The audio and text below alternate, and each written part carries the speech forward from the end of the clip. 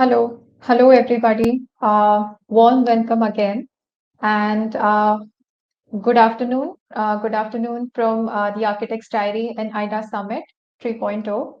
And yeah, we'll be initiating with Architect Shruti Dimri ma'am's presentation. She's the principal at Anagram Architects, New Delhi.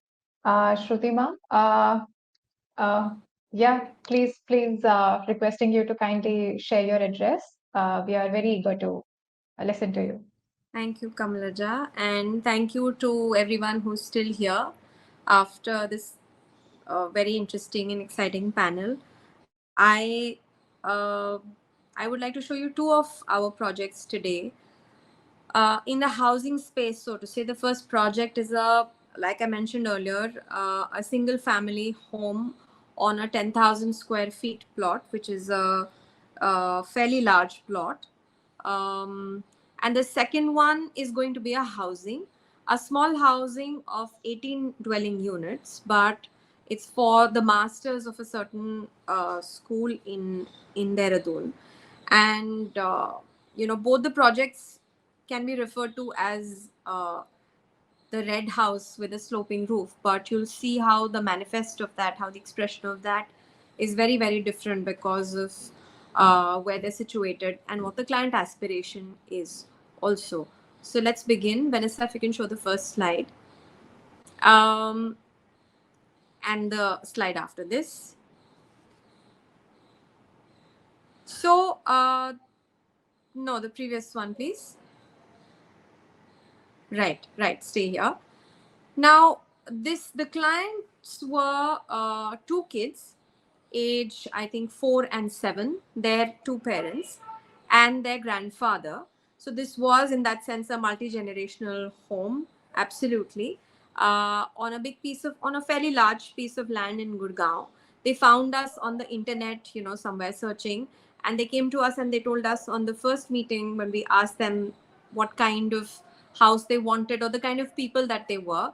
They said we wanted three things in our house, amongst many other things that came up in subsequent meetings. The first three things they asked for in the first meeting was, they said our kids are young and we want them to have access to a football playing ground, so we want a football field in the house. So that was their first requirement in the house. The second requirement was to have a sloping roof. They said, a home for us is something that has a roof like that on top, because we've, since childhood, we've always drawn a home which has a sloping roof on top. So we want a sloping roof. And the third was to have a slide in the house. They said, so 5 of the family members and 2 didis who are also as much a part of the family, they said, from first floor to ground floor, we will use the slides to come down, not just the kids, but also the other members of the family. So these were the 3 requirements with which we started designing this home. Next slide, please. So this was the size. It's a fairly like 2 squares together, kind of a neat rectangle placed along the road. As you see, the gray band on the left side is the road, and that's the layout. And to have a football playing scenario, and we are not aiming for obviously a professional football field. That's not the size that's ever going to fit on this piece of land. We at least want a practice field where 2 kids can, in between classes or through the day, get some space to practice their football playing skills. There were these 2 ways in which we could organize the land parcel, such that that maroon square that you see, maroon rectangle, could be the built structure, and you get a solid green sort of lawn at the back, or you put it at the back, the built structure goes at the back and the lawn comes in front. But in both cases, we were not able to maximize the playfield length in this. And so go to the next slide, please. So we tried to divide this rectangle into a neat diagonal cut. Vanessa, next slide, please. And that's how we divided the land, and we got a full length of the longer side of the plot as the run-up distance for football, and the rear edge, which is the shorter length of the rectangle, becomes the place where the goalpost is. And the rest of the house, of course, you leave a setback, which is mandatory in front, and the rest of the house then fits in the other half of the remaining rectangle, which is the maroon portion. So we have this, one in a 1 in 1,000 sort of an opportunity to work with clients who would be up for these sort of radical approaches to design. And so we were able to create spaces out of what seemed like an odd shaped building in the beginning. Next one. So that's how the plan comes. You see on the right side where numbers 6 and 7, if you can see, are where the 7 is actually their kitchen garden, but that's also the location where the small football ring comes. And during COVID, so the house was ready right before COVID hit, and they moved into the house and were able to, live through COVID time. They were in this house, and in between their online classes, when there was a 20-minute break, the kids would come down and play in the field. Uh, there were some very unique requirements from the client in this particular house. They said, we're not very social people. We do not have a lot of people come into our house. In fact, we do not want a living room at all. They did not want a living room for most of through the process of design. We did not, for the most part, have a living room. Eventually, we convinced them to have a small seating space where somebody from the outside could be entertained, because they said we do not want a show area which will be the formal space. Our living area will be the main part of the house where everything will happen. The family members will spend most of the day in that area talking to each other. There will be no TVs in the house except for one in one location. So in most other houses that we design, we have to have, it's almost mandatory to put a TV point in front of, even if you don't come and put a TV, you put a TV point provision in front of the bed for, an eventuality when you would want to put a TV in that single bedroom that doesn't have it yet. But in this house, they were very, very clear. They did not want gadgets to come inside the bedrooms, which meant that we did not give any uh, bedside charging points. Even they said, if you have a charging point, then you end up putting a phone by the bedside, which we do not want to encourage at all. So none of the bedrooms had charging points even on the bedsides.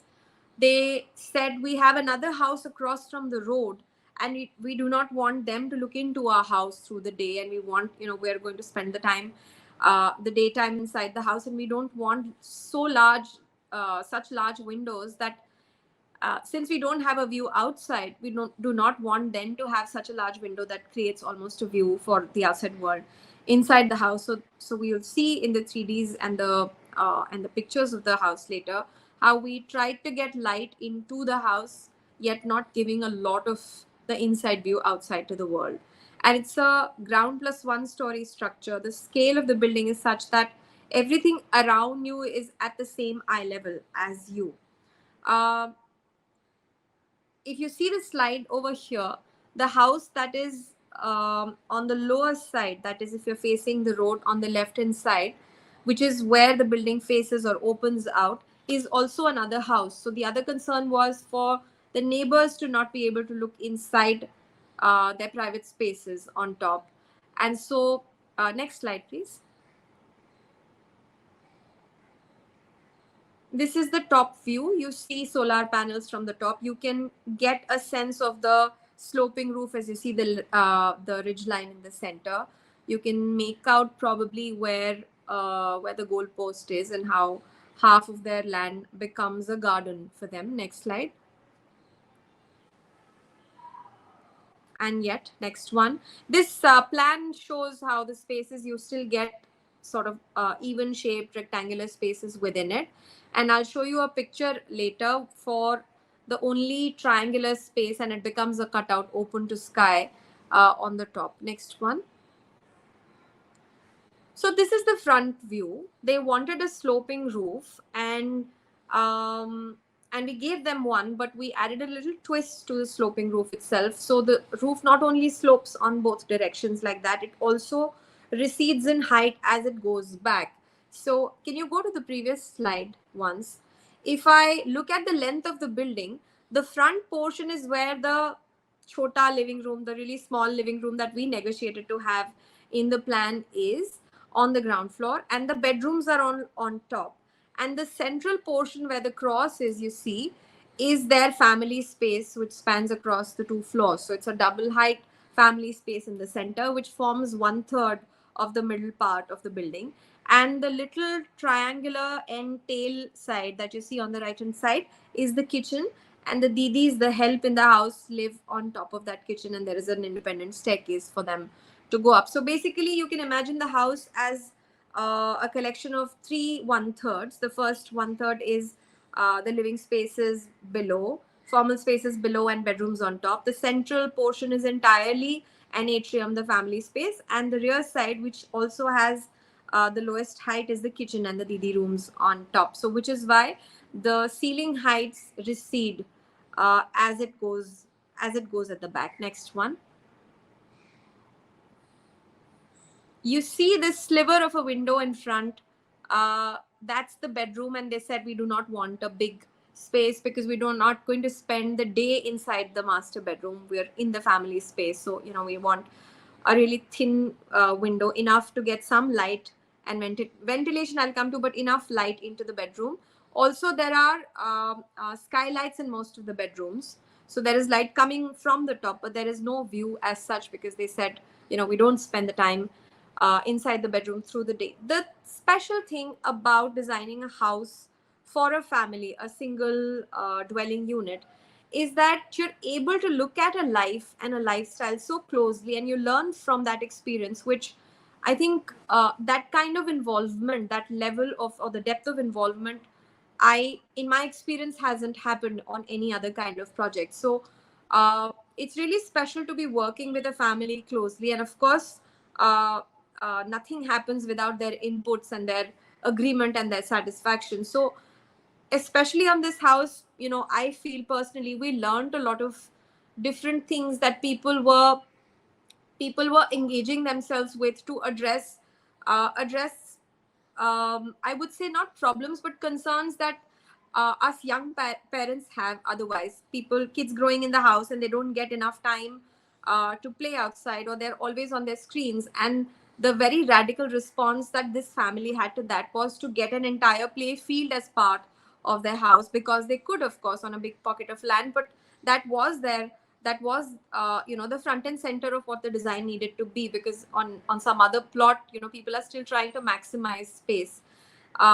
Also, again, coming back to how much exposure they want their kids to have to gadget use. There was a very strong stance taken by the family to not have gadgets in the house per se, not even have provision for it. Next slide, please. You see the receding height of the sloping roof as we go back, and the central part, which is their common space, which becomes their family space. Next one.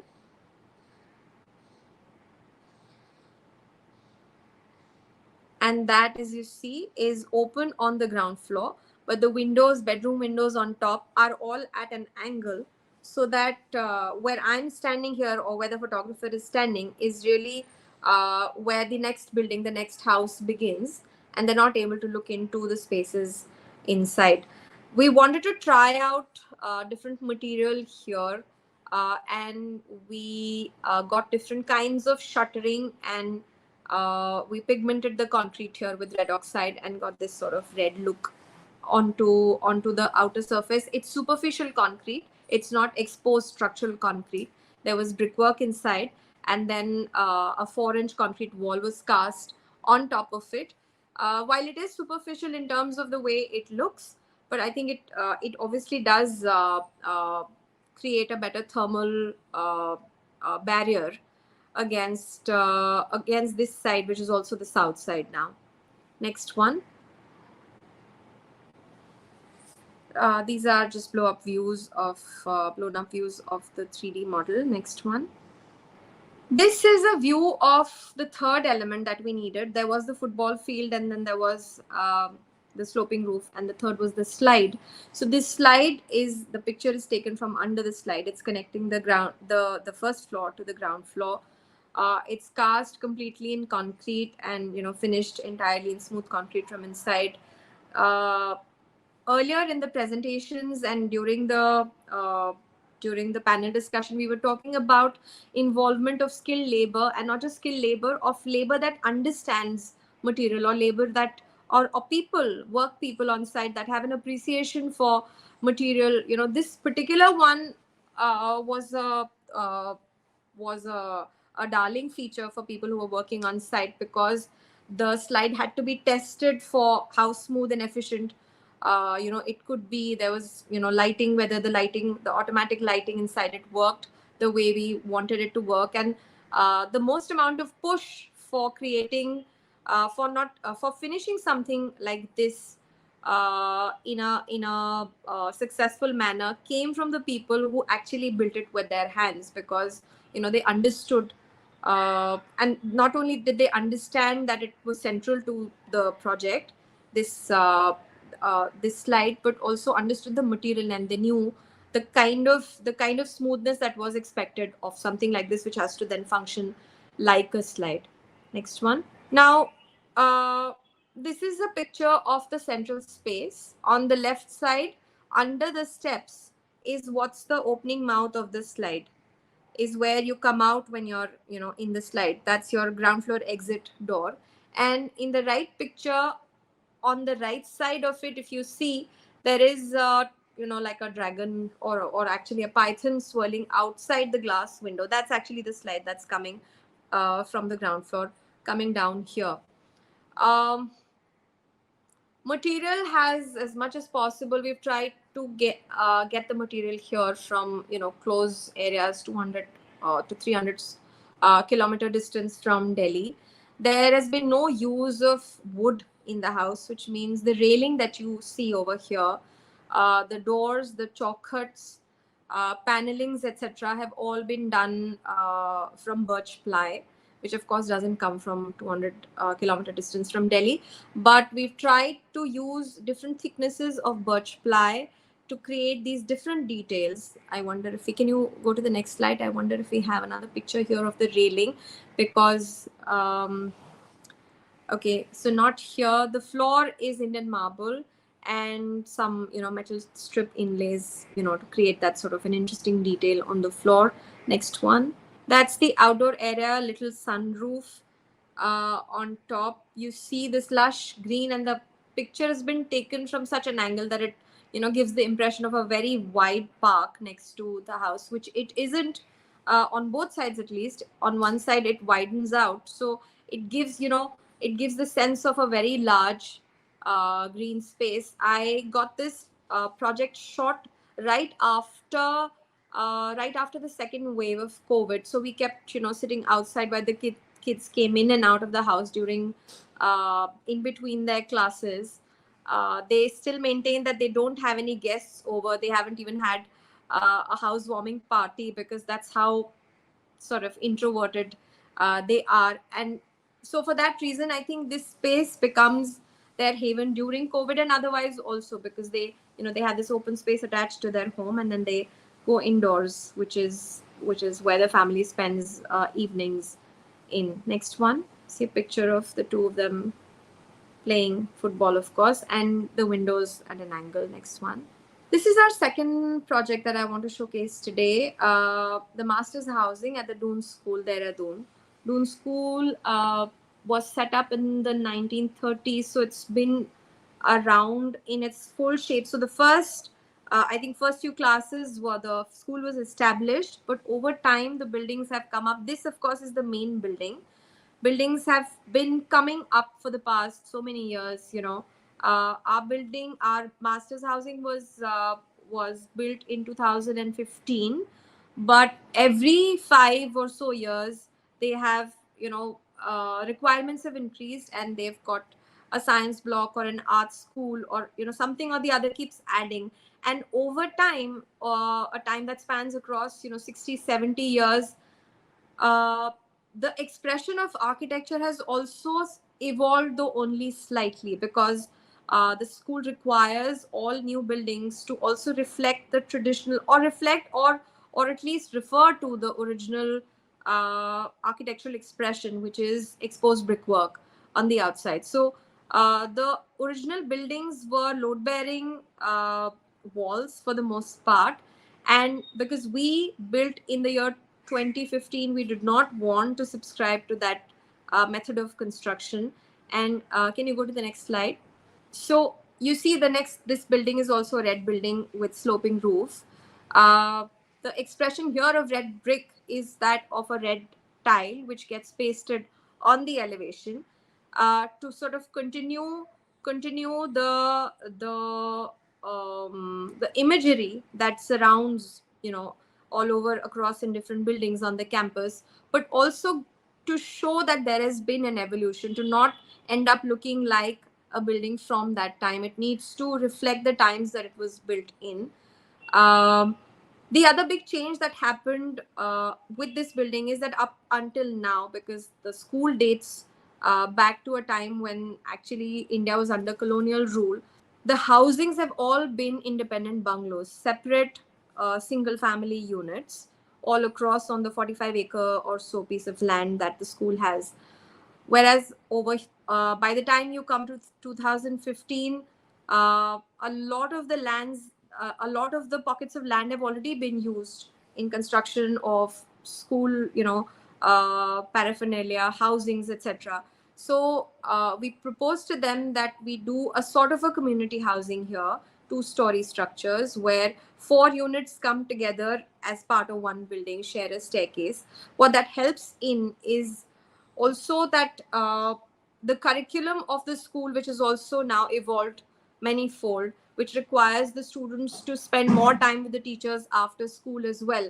So this sort of living also provides opportunities for there to be interaction spaces which are not like a one, how do I say it, students going to a certain professor's home independently, instead going to a building where there is a common space for interaction between the teachers and the students. The other opportunity that we had over here was uh, to really integrate existing landscape with the building, or may I say integrate with the existing landscape. The campus is really old, and so the trees on the campus are also very, very old. I believe the Doon School campus houses, I think, Asia's second oldest rubber tree. So also the other trees are really tall and very, very old. And to place these buildings in between trees where no tree was allowed to be cut, next slide, next one, was a bit of a challenge, because we're trying to, marry the past and sort of also integrate the present. We're trying to not create a housing which is too different uh, from the erstwhile housings, because the masters are still going to be comparing the current housing with the previous one. So there has to be an evolution between the earlier one, but they still have to be close to and be respectful of the trees that exist on site. Next one. So you see in the left side picture, the tree really comes close to the building, and uh, it requires you to manage the structure in such a way that it doesn't go too close, or it doesn't kill the roots that are going into the ground. And you see, you have to build really close to these trees everywhere. Right. That's all from us. So I wanted to show these two projects because I feel that they are a very similar expression of, in terms of how they look, but they also capture a very different kind of lifestyles in both cases. Thank you. Thank you, Okay. Kamalaja. I think we're Oh, yes. Okay. Yeah, that was a wonderful presentation. And actually, looking closely at your works, I think we all understand, the deeper, the layers that one has to go through. And I think there were a lot of different perspectives that you gave. And really, thank you for this kind of, fresh perspective. And looking at the large scale buildings, especially the school, I think we all can agree that designing for students community, as well as, when we talk about residential communities, I think it requires a very different set of understanding. So also in the panel discussion, I completely agreed upon one of your points that you mentioned about merging, the housing or the kind of two communities together. Because in India, I think we have such a, a diverse set of communities, be it with respect to religion or culture or state, or even in 20, 20 to 30 kilometers, I think the kind of community living that we see, it changes. So I definitely agree to you on that. But yeah, thank you. Thank you so much again for gracing us with your presence here today in Thank the you, the panel as well Architect's as your Diary, and the session. entire team for having me over. All right. Thank you. Thank you so much. And we would love to have you again. And we would love to publish your works again. So, yeah, Thank you thank and good you. luck to you.